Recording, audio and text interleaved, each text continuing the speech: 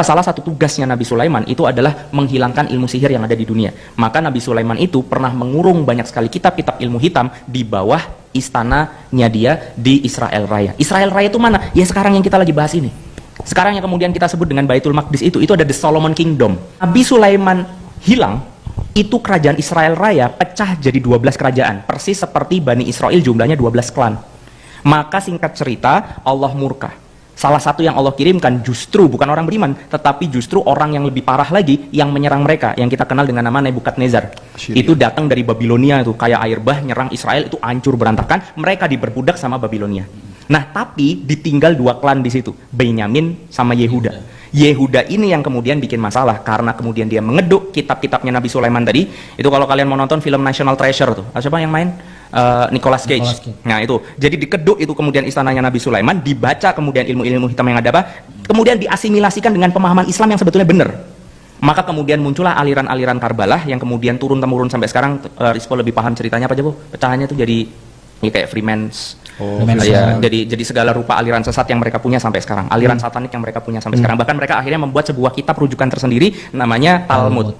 Gitu ya, kalau kalian baca, wah serem banget. Lah gimana? Hanya Yahudi yang manusia, selain Yahudi bukan manusia. Makanya kalau misalkan kalian baca Talmud terus ada orang Muslim bahkan dukung Israel, ngerti nggak sih? Mereka nganggap, ya mereka gini loh teman-teman. Salah satu syarat orang bisa membantai ratusan ribu orang seperti yang di Palestina, itu kalau mau bisa dilakukan itu dengan sukacita, dengan benar-benar semangat, adalah menganggap kita bukan manusia. Harus didoktrin gitu. Lah gimana Nazi waktu-waktu itu ngelakuin yang pas Holocaust itu, kemudian dia kumpulin semua orang terus dikasih gas beracun. Mereka katakan apa? Dia lagi bunuhin tikus. Dengan persepsi bahwa ini bukan manusia alias ini tikus, barulah mereka mudah untuk melakukan. Enggak tega. Kalau enggak gimana? Bayi. Iya. Tapi kemudian kalau dipersepsikan mereka ini sudah bukan manusia lagi. Makanya kemarin yang salah satu spokesperson mereka itu kan bilang kita sedang memerangi human animal. Iya. Mereka sebenarnya itu keceplosan aja di panggung umum gitu. Sebenarnya dalam internal mereka, urusan-urusan sesama mereka Zionis, memang yang manusia itu mereka doang. Iya. Nah, jadi mereka sudah jelas-jelas tidak menganggap kita manusia. Bahkan kalimatnya yang zina itu adalah kalau sesama Yahudi berzina. Yang riba itu adalah kalau sesama Yahudi riba. Jadi kalau Yahudi bertransaksi riba dan merugikan selain daripada Yahudi itu bukan dianggap riba.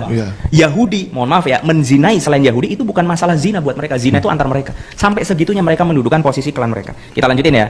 Nah, akhirnya setelah mereka diperbudak sama Babylon dan di tengah Israel Raya itu mereka membuat agama baru yang akhirnya kita sebut dengan Yahudi tadi, walaupun ada sebagian kecil sekali Yahudi Ortodoks yang masih mau menggenggam ajaran yang lama, tetapi hampir semuanya teracuni dengan itu. Sampai Allah katakan ini adalah jenis orang paling zalim di dunia. Dalam surat As-Saff Allah katakan waman adzlamu mimman iftara 'alallahil kadzib wa huwa yud'a ilal Islam. Siapa yang lebih zalim di antara orang-orang dibandingkan ini orang model kayak gini yang sudah jelas-jelas diseru kepada Islam tetapi dia membuat kebohongan-kebohongan atas nama agama Allah.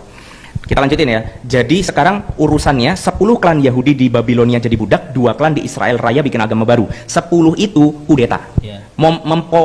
Mempropaganda Babylon sehingga dia pecah menjadi 2 negara yang kita kenal dengan nama Persia. Persia dari kata parsial, jadi itu pecahan daripada Babilonia yang akhirnya menyerang Babilonia hancur. Karena Babilonia hancur, Persia ini terima kasih sama 10 klan tadi. 10 klan tadi dikasih kemudian reward dibangunin Solomon Kingdom yang dihancurin Nebukadnezar tadi.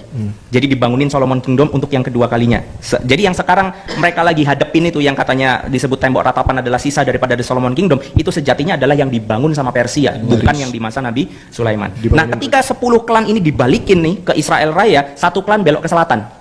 Ini klan paling soleh, namanya Lewi. Levi ini belok ke selatan karena mereka masih meyakini bahwa Mesias mereka, penolong mereka akan datang sebagaimana yang dijanjikan oleh Tuhan mereka di tempat yang penuh dengan kebun kurma. Lewi inilah Yahudi-Yahudi yang akan kemudian beranak pinak dan menunggu Rasulullah kita di Madinah.